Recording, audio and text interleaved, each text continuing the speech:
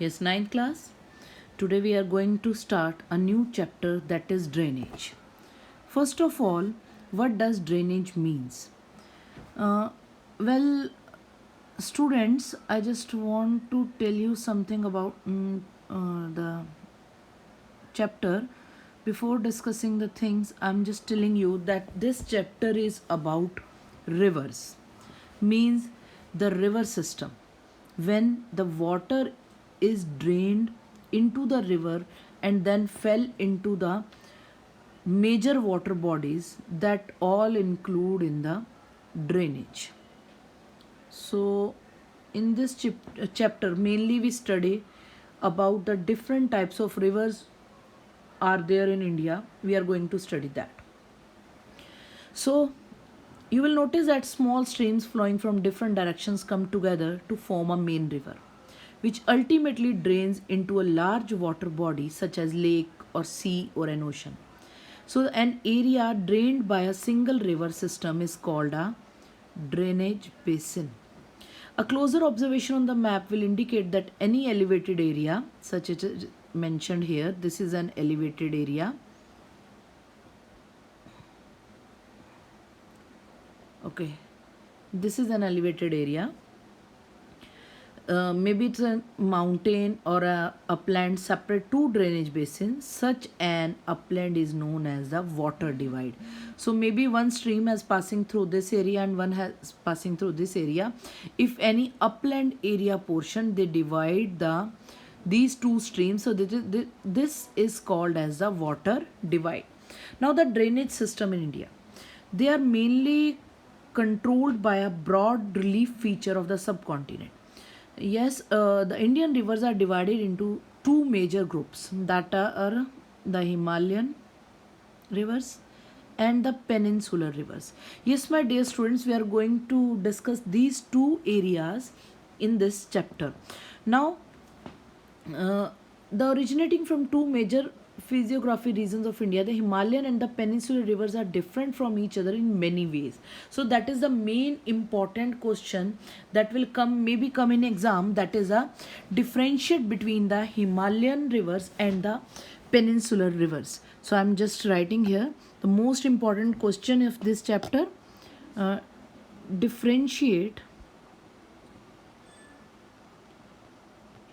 between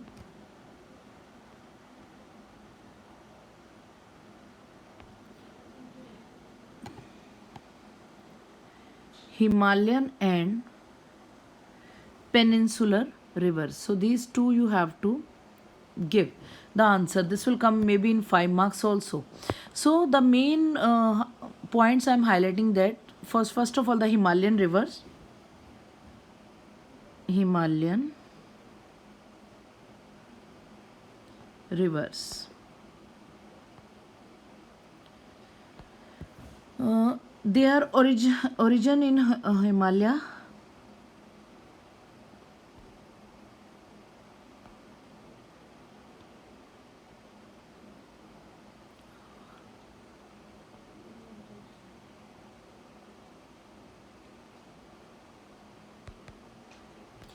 They are originated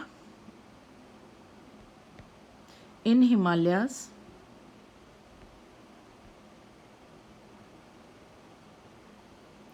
They are the perennial rivers, means second one,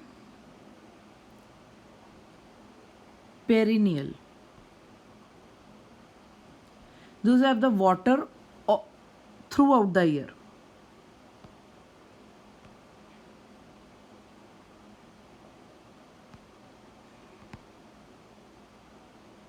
Means water is available here throughout the river, and it is very long. They are the long rivers. They have to travel a lot from mountain to sea areas. They travel a long distance in comparison to peninsular rivers. Now they gets water from two areas. The snow water, you can say they can take the water from the glaciers, and plus rainwater also comes in these rivers. This is the next point. Get water from snow and rain. Now 4 points I have mentioned for Himalayan rivers. First one, originated from Himalayas. Perennial rivers means throughout the water, there is a water in these areas. So long rivers, they are very long and they get water from snow and rain. And the for peninsular rivers, I'm again writing the points. For peninsular, the first one is they are originated from peninsular plateau. Peninsular plateau. Second thing, these are the seasonal. Means for all the year they are not having water. They only gets the water from rain. Gets water from rain. Now these are the short rivers. Why they are called as the short rivers? Because they are originated from the Western Ghats and then the water fell into the Bay of Bengal. So that's why they are called as a shorter rivers. And I'm just telling the example of Himalayan rivers and peninsular rivers also. I'm writing the examples here. Himalayan rivers. Example. Those included in that rivers, they are the Ganga, Indus, Brahmaputra. Ganga, Indus and Brahmaputra. These are the three major rivers. Now I am just telling you the example of peninsular rivers.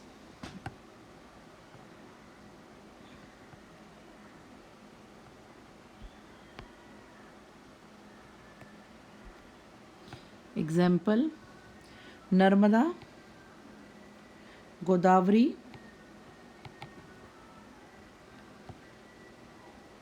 Krishna, Narmada, Godavari, Krishna, etc. So these are the example of this kind of rivers. Means the Himalayan river, they are originated from Himalayas, the Ganga, Indus and Brahmaputra. We will just discuss the each and everything about these rivers also, and then we will discuss about the peninsular rivers. So the major Himalayan rivers are the Indus rivers, you can say. First of all, I am just telling you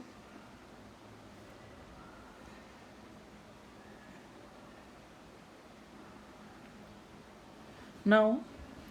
First of all, a river along with its tributaries is also known as river system. What is river system? For 1 mark, here I am highlighting this. What is river system? This can be come in 1 mark only. A river along with its tributaries called as the river system. Now the next one is the Indus River.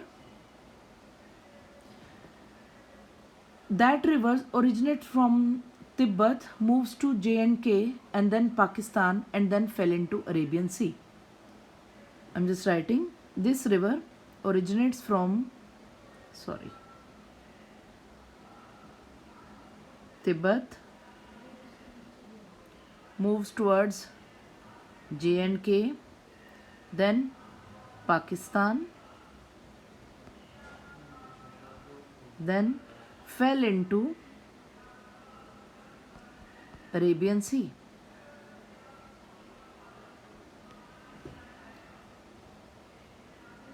Its tributaries are Jhelum, Chenab, Ravi and Satluj. These are its tributaries. Okay. The tributaries of Indus River. Tributaries of Indus River. Jhelum, Chenab, Ravi and Satluj. So these are its tributaries. Okay. So this is the Indus River system. So up to now we have discussed what is the river system, and we have discussed the Indus River system. Now I am recapitulating all the things we have done. That in India, the drainage system means the river area, the river system in which the water is moved from one place to maybe from their originated place to the area where they have fell into. It may be a lake, sea or etc. So the Indian rivers, they are divided into two major areas, the Himalayan river and the peninsular river. Next, in the Himalayan rivers, they are the perennial rivers. The perennial rivers means those who are having water for throughout a year. So here I have discussed one question with you, that was differentiate between the Himalayan river and the peninsular river. You have to write down in your fair notebook. That is the most important question of this chapter. Now I have discussed one major system, that is the Indus River system with you. That the Indus River, it moves from Tibet to J&K, from J&K to Pakistan, and then it fell into the Arabian Sea. Its tributaries of Indus rivers are Jhelum, Chenab, Ravi and Satluj. So this is all for the day, and you have to revise it again about the different rivers we have discussed. The two areas, the Himalayan river and the peninsular river, and the Himalayan rivers and the peninsular river, and you have to write this answer in your fair notebook also. So that is all for the day, and we will discuss the rest of the things in our next part.